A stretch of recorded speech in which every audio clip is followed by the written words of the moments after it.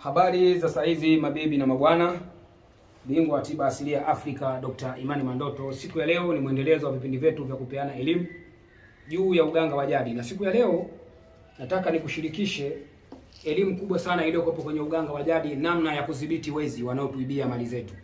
Ieleweke, sisi katika maisha tunayoishi tunakutana na changamoto kubwa sana za wanadamu wenzetu, wanataka kuchukua mali zetu kwa nguvu, kwa hila, kwa kutunyatia, kwa kutuvizia, wengine hata kwa kutuzuru na kutuondoa uhai ama kutujeruhi ili kuchukua mali zetu. Lakini habari njema ni kwamba kwenye uganga wa jadi tunazo pigo maalum 7 ambazo zinaweza kudili na watu waizi wanaochukua mali za watu na wakaweza kupata matatizo, wakaweza kupata mitihani, na wengine hata tukaweza kuwaangamiza kwa sababu wao ni watu wezi, ni watu wabaya.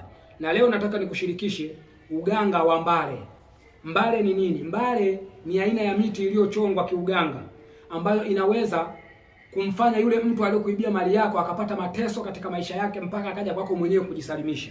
Huo ni uganga wa mbale. Lakini pia tutakapokuja kwenda nitakuja kukuelekeza jini ambaye tunaweza kumtumia mtu ambaye kakuibia mali zako na akaenda kumwadibisha kwa kumtia kichaa, kwa kumpa adabu ili aweze kurudi pale kwako ili aweze kukurejeshea mali zako. Ieleweke, katika uganga wa jadi tunazo karama za majini na mizimu, na uganga wa mbale upo kwenye mizimu. Leo nitakwenda kwenye mizimu kabla sijaingia kwenye majini.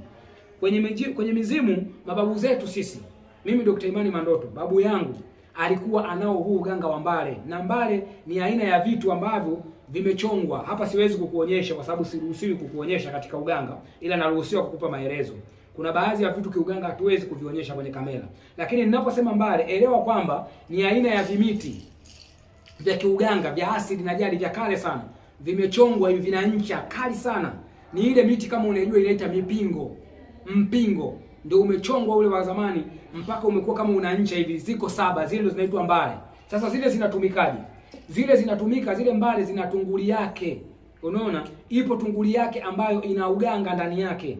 Sasa ile tunguli pia siruhusiwi kukuonyesha, maana kwanza vile vitu havikai ndani, vinakaa polini. Hata hapa ninapoongea vitu hivyo hatuviweki ndani. Uganga ule wa mbale haukai ndani, kwa sababu ni white, wanasema ni uchawi mweupe. Nitumie tu lugha moja, ni uchawi mweupe.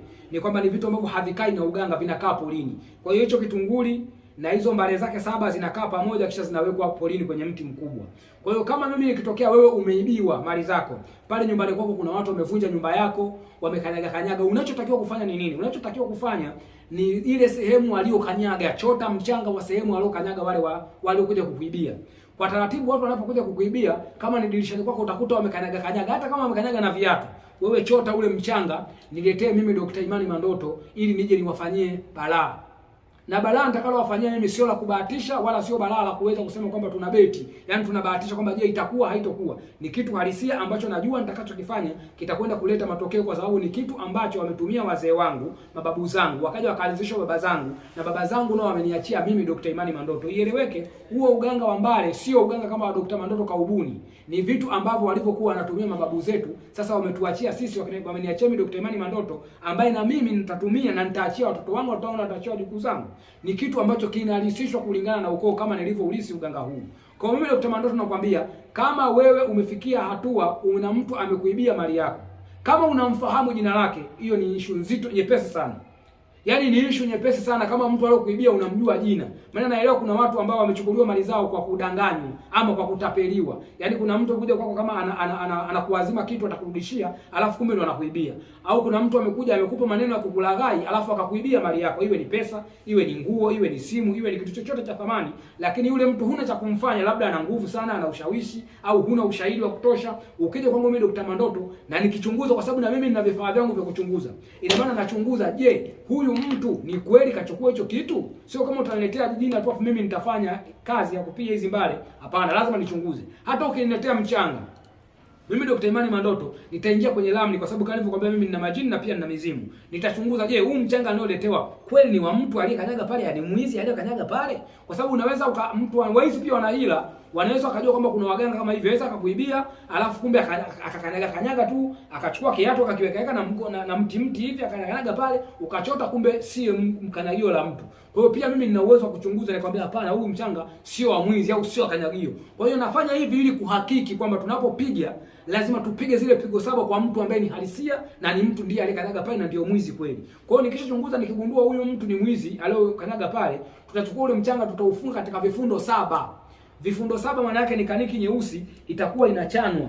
Alafu inawekwa hivi, tunafunga fundo. Tunaweka ule mchanga, tunafunga hivi fundo. Tunaita bundu. Sisi Wazigua tunaita bundu. Unafunga bundu hivi 7. Ukishafunga zile bundu za mchanga, umemaliza, unakwenda kwenye kaburi la mtu mzee.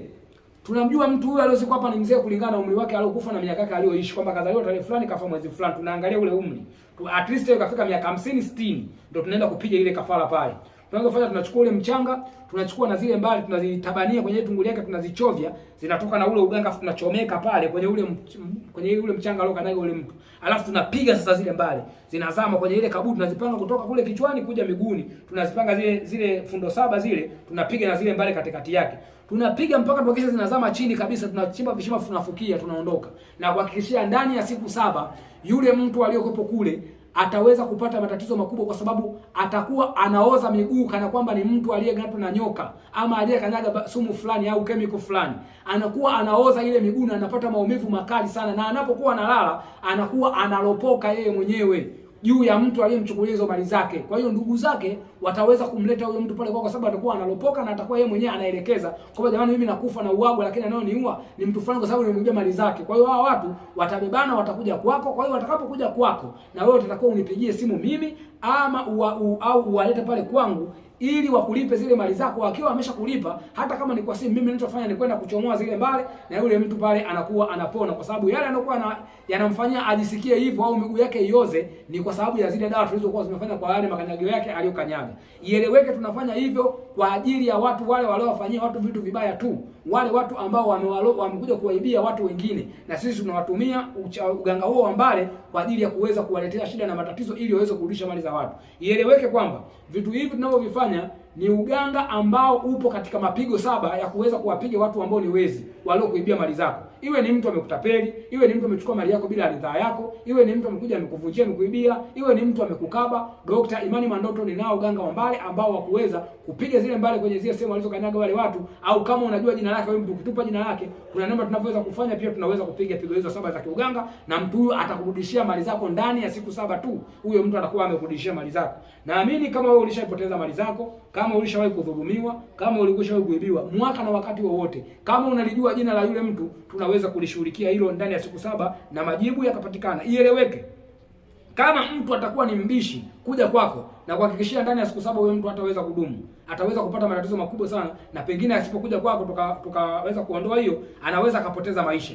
Ieleweke, mimi Dr. Mandoto nafanya hivi kwa ajili ya kudhibiti watu wanaoibia watu mali zao. Usiibiwe mali zako ukaishi kiunyonge, njoo kwa Dr. Imani Mandoto. Uganga wetu ni wa kifalme, mtu hutakiwi kuishi kiunyonge. Sisi wote katika hii dunia tunatakiwa tuishi kwa kufuata taratibu na sheria ili tuweze kuishi kwa amani, na Mwenyezi Mungu aweze kutubariki, kutupa kile kinachotakiwa tukipate kwa jasho na haki zetu. Mpaka hapo naamini utakuwa umepata elimu ya kutosha, lakini nikuombe uendelee kusubscribe channel yetu hii, uendelee kushare video zetu ili watu wapate elimu kama hizi, wajue kwamba kuna namna ya kurejesha mali zao kwa kupiga pigo 7 za kiuganga ili kuweza kuwasaidia kurejesha mali zao. Lakini pia kama una shida yoyote, naomba uniandikie kwenye comment hapo, na mimi nitakufuatilia kuweza kukujibu. Lakini kama unataka kunitafuta mimi Dr. Imani Mandoto ili niweze kukusaidia, na ieleweke, mbale hizi tunaweza kufanya popote ulipo, nchi yoyote tunaweza kukusaidia. Inachotakiwa ni tupate jina la yule mtu aliyokuibia. Habari njema ni kwamba mimi Dr. Imani Mandoto, hata kama mtu aliyokuibia labda hujaona sehemu yake alokanyaga, labda huyu mtu haumjui jina lake, ukinitumia jina lako na ukinitajia vitu ulivyoibiwa, tunaweza kuangalia kwenye side line na tukajua aliyoiba ni nani, na tukakutajia jina lake na tukakwambia tutakachokifanya,